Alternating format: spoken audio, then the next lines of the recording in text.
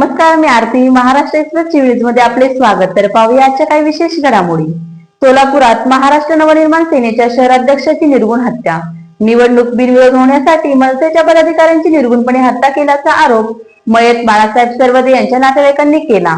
प्रेमात व युद्धात सर्व काही माप असते. साम दाम दंडभेद या सर्वांचा वापर करून निवडणूक जिंकायची असते.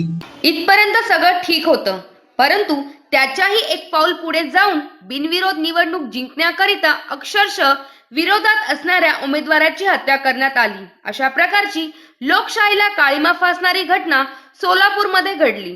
मृत व्यक्तीचे नाव बाळासाहेब पांडुरंग सरवदे असे असून ते महाराष्ट्र नवनिर्माण विद्यार्थी सेनेचे पदाधिकारी होते. सोलापूर महापालिकेच्या प्रभाग क्रमांक 2 मध्ये भारतीय जनता पार्टीच्या शालन शिंदे हे पक्षाकडून अधिकृत उमेदवार म्हणून घोषित करण्यात आल्यानंतर भाजपच्याच कार्यकर्त्या रेखा सरवदे यांनी बंडखोरी करत अपक्ष उमेदवारी अर्ज भरला होता. हा अर्ज मागे घेण्यासाठी रेखा सरवदे यांच्यावर दबाव टाकण्यात आला होता. या दबावातून त्यांच्यामध्ये वाद निर्माण झाला. वादाचे रूपांतर हाणामारीत झाले. हे भांडण सोडवण्यासाठी महाराष्ट्र नवनिर्माण सेनेचे पदाधिकारी बाळासाहेब सरवदे पुढे ससावले असता शिंदे गटातील कार्यकर्त्यांनी त्यांच्यावर जीवघेणा हल्ला केला असा आरोप सरवदे यांचे नातेवाईक करत होते. बाळासाहेब सरवदे हे या हल्ल्यात गंभीर जखमी झाले असताना त्यात त्यांचा मृत्यू झाला.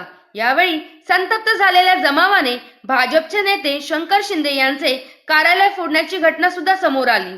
बाळासाहेब सरवदे हे महाराष्ट्र नवनिर्माण विद्यार्थी सेनेचे शहर अध्यक्ष असून अमित ठाकरे यांचे निकटवर्तीय मानले जात होते. या घाणेरड्या राजकारणापायी किरण देशमुखाला निवडून आणण्यासाठी त्यांनी मनसे पदाधिकाऱ्यांची निर्गुण हत्या केली.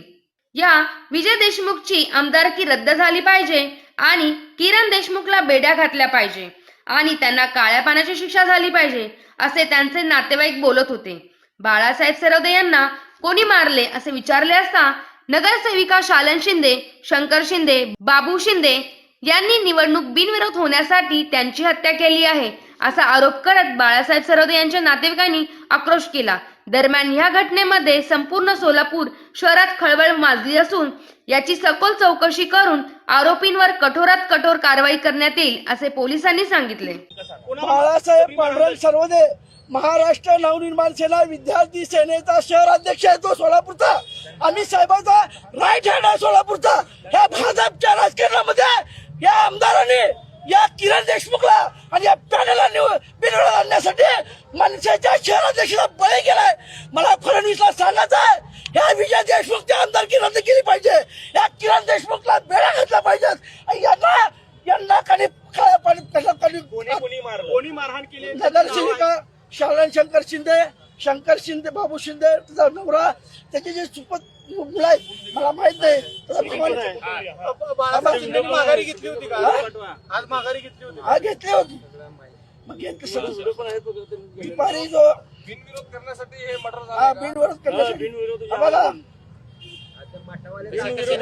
मर्डर केले. तर या होत्या शहरातील महत्त्वाच्या ठळक घडामोडी.